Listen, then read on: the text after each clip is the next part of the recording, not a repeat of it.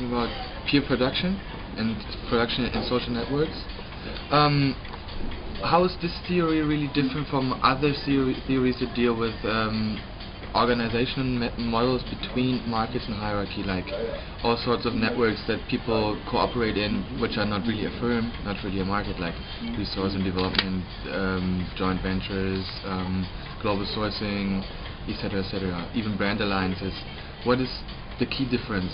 And the second question, maybe you can put that also in. Can you imagine other goods than media being produced in this way? Because it sounds like a really generalized economic theory, but the examples only, or I think until now, come from the world of the media, from news production, etc.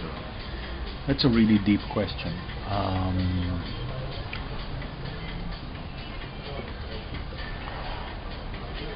The various approaches towards network organization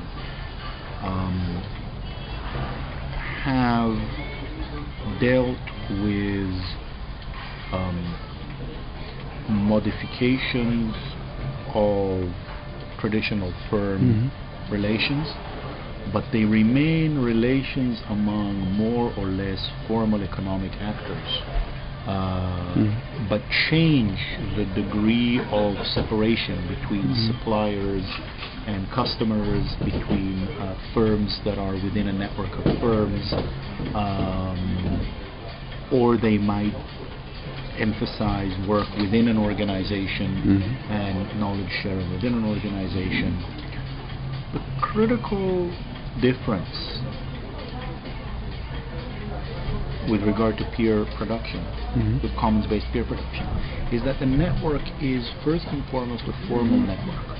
It permeates firm boundaries, but it also permeates the very idea of a particular economic process with a particular outcome that necessarily has to have some moment of monetization. Instead, what you have is a new and unusual mixture of social motivations and social relations that are themselves intended for purposes of social engagement, interfacing sometimes, not always, but interfacing with firms that do have an interest in monetization, with individuals who are in the intermediate position between wanting to do something for social purposes but wanting to find enough of an income to be able to just do it. So that, and the effect of that is that the design of the relationship has to tend to the social architecture of the relationship, rather than constructing the relationships purely around the production. And that means that the presence of money poses a trickier design problem. But that means, on the other hand, that harnessing the intrinsic motivations to the goal of the enterprise is easier. And so there are advantages and disadvantages or difficulties of different forms coming out of the fact that this is intrinsically a social process that has economic effect, and not an economic process as understood in its first instance by a large number of the participants. Now you ask me, where else other than in information production and exchange this can happen? There are two different ways of answering this. The first one is there are a lot of material production processes where the critical problem is an information problem, even though the outputs are material. So you're beginning to see today, for example, people working on agricultural innovation and agronomic innovation by trying to get together scientists, farmers, agronomists in various national areas, being able to cooperate on learning how to improve their techniques. So is that outside of information production? It's food production, But the critical thing that is happening, or that people are trying to build platforms for cooperation on, is on the information side, on the learning side. I think you're beginning to see companies doing internally whatever else they're producing, trying to solve their internal knowledge management problems through setting up social software. So that's one kind of answer, which is there's a lot of information production or innovation that is central to material production, and we're beginning to see some of it.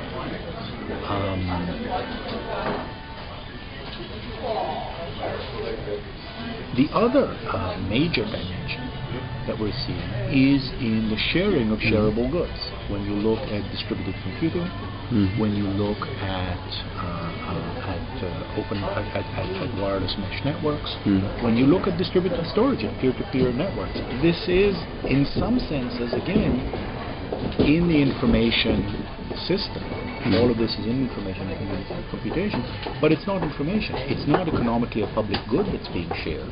It's a physical resource that actually you could put your computation into SETI, or you could put your computation into climate prediction, but you can't do it necessarily both. Or if you can do both, you can't do AIDS drug discovery. So these are rival goods, and yet we see major sharing activities occurring.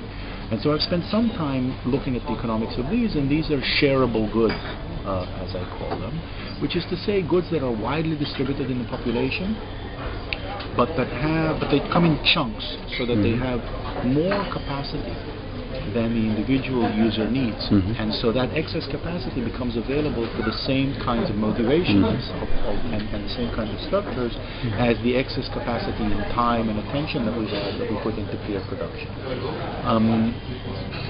So I've written, for example, about how the practices of carpooling, sharing cars in the United States, are very much a form of sharing of material resources on a very large scale. It's the second largest commuter transportation system in the United States.